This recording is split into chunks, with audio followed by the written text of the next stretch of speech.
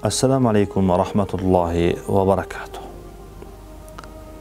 Adamlar menen bolgon mamlesinde biz üçün ülgülü bolgon ar bir жақшылық кылган адамдын жақшылыгыны кайтарган, алардын жақшылыгыны унутпастан ар дайым эстеп жүргөн сүйүктүү пайгамбарыбызга салам жана салаваттар болсун. Бул аламды жаратканда кемчиликсиз жараткан Алла Таалага чексиз мактоо, даңктоо болсун.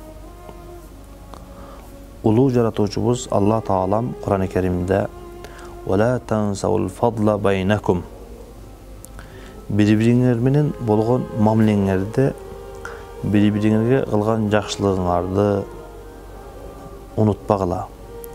Бири-бириңерге болгон жакшы мамилеңерди, ынтымагыңарды, жакшы күндөрдү унутпагыла дейт. Унутуунун эң жаманы бул өзүңүн, элиңин, жериңин, тарыхын унутуу. Кайсы бир күндөрдө кандай ийгиликтүү, баатырлары көп, канчалаган элдерди башкарган тарыхыбыз бар. Бул тарыхты унутуу эң жаманы унутуу. Дагы бул унутуунун эң жаманы ким тооба кылган болсо, тооба кылып жакшы адам болуп, элге, Кудайга жакындап, элге кызмат кылып, ийгиликтерге жетип калса, бирок ошол убакта өзүнүн өткөн күнүндө кемчиликтүү, күнөөкөр болуп жүргөн күндөрдү унутуп коюусу бул өтө жаман унутуу.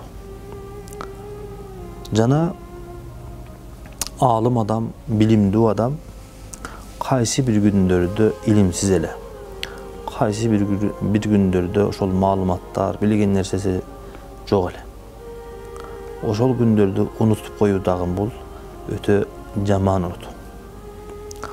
Андан кийинки унутуу мазлум болуп, бирөөнүн алдында кыйынчылыкка учурап, кысымга алынып, кандайдыр бир күндөрдө кыйынчылыкка учурап жүрүп, жеңишке, ийгиликке жеткенден кийин алардын баарын унутуп, ар дайым жеңиштин, ийгиликтин үстүнө жүргөн адамдай болуп калуу бул дагы эң жаман унутуу.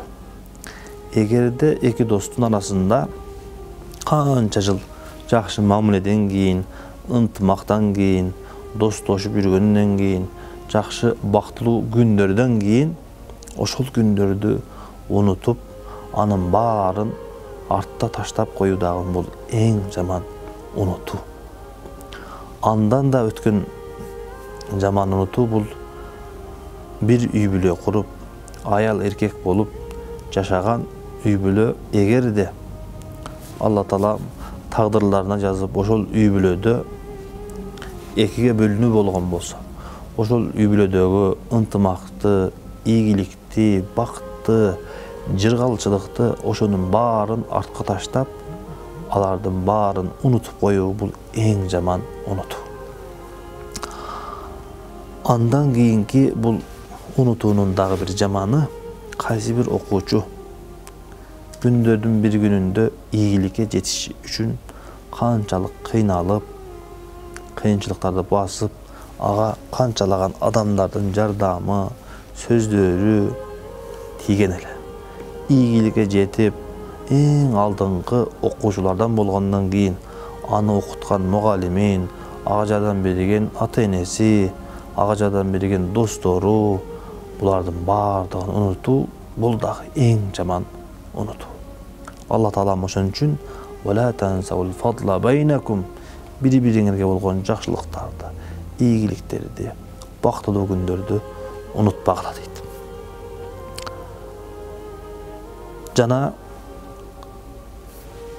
адамдардын астында, элдин астында ийгиликке жетип, алдыга чыгып, өзүнүн жакшы насаатын, жакшы сөзүн айтканга жетишип, кадыр-бакка жетишкенден кийин, туулгандан кийин эле ушундай кадыр-бактуу болуп туулгандай ушул ийгиликтин баарын өзү гана чогулткандай болуп, ага жардам берип, анын жанында күч болуп, анын жанында дос болуп, аны колдоп, ага жардам берип турган адамдардын баарын унутуп коюу дагы бул эң жаман унутуу.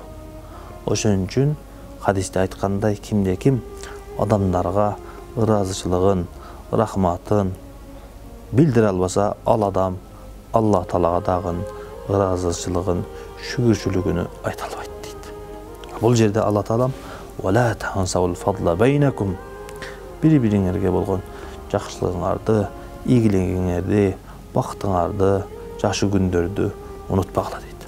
Алла Таалам барыбызды, тарыхыбызды, өткөн ийгиликтерди, жакшы күндөрдү, бизге жардам берген адамдарды, бизди колдогондорду, бизге дуа кылгандарды эч кимин унутпаган, ар бирин кадыр баркын билген, алардын баарын сыйлаган, өзүнө шүгүр кылуучу кулдарынан кылган болсун. Ассаламу алейкум ва рахматуллахи ва баракатух.